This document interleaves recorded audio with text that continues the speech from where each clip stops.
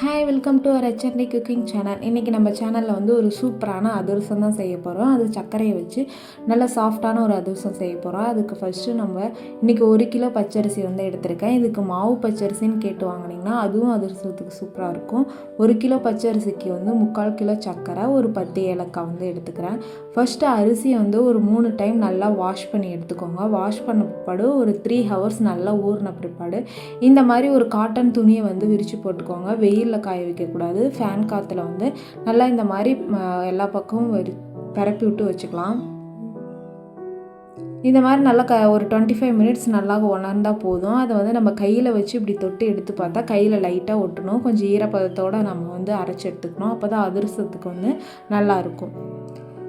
இந்த மாதிரி நல்லா காஞ்ச பிற்பாடு மிக்ஸி ஜாரில் வந்து கொஞ்சம் கொஞ்சமாக போட்டு அரைச்சி எடுத்துக்கோங்க. இது கூட அரைக்கும் போதே வந்து ஏலக்காயை சேர்த்து நல்லா அரைச்சி எடுத்துக்கோங்க. இந்த மாதிரி அரைச்சி பிற்பாடு நம்ம வந்து சல்லடையில் வச்சு நல்லா சலிச்சு எடுத்துக்கோம். ஏன் சலிக்கிறோன்னா நம்ம எவ்வளோ தான் நைஸாக அரைச்சாலும் அது கூட வந்து குறுனையாக அரிசி இருக்கும். ஸோ நல்லா வந்து சலிச்சு எடுத்துக்கோங்க. இந்த அளவுக்கு நல்லா சலிச்சு எடுத்த பிற்பாடு ஒரு பாத்திரத்துக்கு மாற்றி நல்லா மூடி வச்சுருங்க. இது வந்து கொஞ்சம் ஈரப்பதம் வந்து காயாமல் இருக்க மூடி வச்சுருங்க. நெக்ஸ்ட்டு வந்து நம்ம சக்கரை பாவு வந்து ரெடி பண்ணிக்கலாம். இதுக்கு வந்து ரொம்ப வந்து கெட்டியான சக்கரை பாவு வந்து காய்ச்சணும். இல்லை தக்காளி பதம்னு சொல்லுவாங்க, அந்த பதத்தில் வந்து கரெக்டாக நம்ம எடுத்துடணும். அதிரசத்துக்கு முக்கியமே நம்ம பாவு காய்ச்சறது தான். இப்போ வந்து நான் நல்லா கரைஞ்சிருச்சு சக்கரை. இது கொஞ்சம் கொதிச்சு வந்திருக்கேன். இப்போ வந்து ஒரு பிளேட்டில் தண்ணி எடுத்து இந்த மாதிரி விட்டு பாருங்கள். இப்போ எனக்கு வரல, இன்னும் கொஞ்சம் நேரம் கழித்து நம்ம எடுத்து பார்ப்போம். இப்போ கொஞ்சம் முன்ன விட கெட்டியாகிடுச்சு. இது இன்னும் லைட்டாக கெட்டி ஆகணும். நான் இப்போ எடுக்கிறேன் பாருங்கள். இந்த பதத்தில் இருக்கணும். இதுக்கு பேர் தக்காளி பதம்னு சொல்லுவாங்க. இந்த பதத்தில் இருந்தால் ஸ்டவ் ஆஃப் பண்ணிடுங்க. ஸ்டவ் ஆஃப் பண்ணிட்டு நம்ம எடுத்து வச்சுருக்க மாவில் வந்து நீங்கள் வந்து பிகினர்ஸாக இருந்தீங்கன்னா வந்து கொஞ்சம் கொஞ்சமாக ஊற்றி நல்லா வந்து கிளறிக்கோங்க. இல்லை எனக்கு நல்லா கிளற தெரியும்னா எல்லாத்தையும் ஒட்டுக்கா ஊற்றி இந்த மாதிரி கட்டிப்படாமல் நல்லா கரைச்சி எடுத்துக்கோங்க. இந்த மாதிரி கரண்டி வச்சு நல்லா கிளறி எடுத்துக்கோங்க.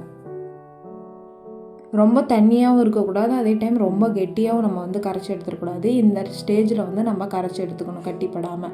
இதை வந்து 1 டே ஃபுல்லாக ஊற வச்சுட்டு நெக்ஸ்ட் டே வந்து நம்ம எடுத்துக்கலாம். பாருங்கள், நான் கரைக்கும் போது கொஞ்சம் தண்ணி மாதிரி இருந்துச்சு. இப்போ வந்து பாருங்கள் நல்லா கரெக்டாக மாவு ஊறி அதிரசத்து போடுற அளவுக்கு நல்லா பதமாயிடுச்சு. இதை நல்லா பிசைஞ்சு ஒன்று போல் வச்சுக்கோங்க.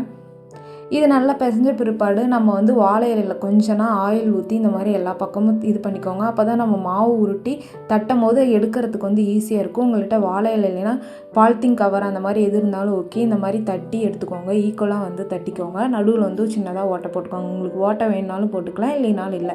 இந்த மாதிரி ஃபஸ்ட்டு வந்து எல்லாத்தையும் வந்து நம்ம தட்டி எடுத்து வச்சுப்போம்.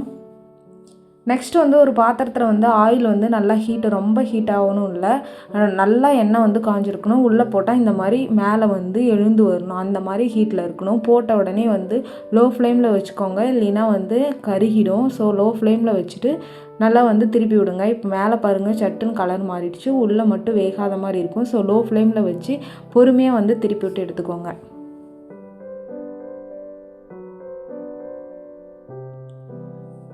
இந்த மாதிரி லோ ஃப்ளேமில் 2 போட்டு எடுத்துக்கோங்க.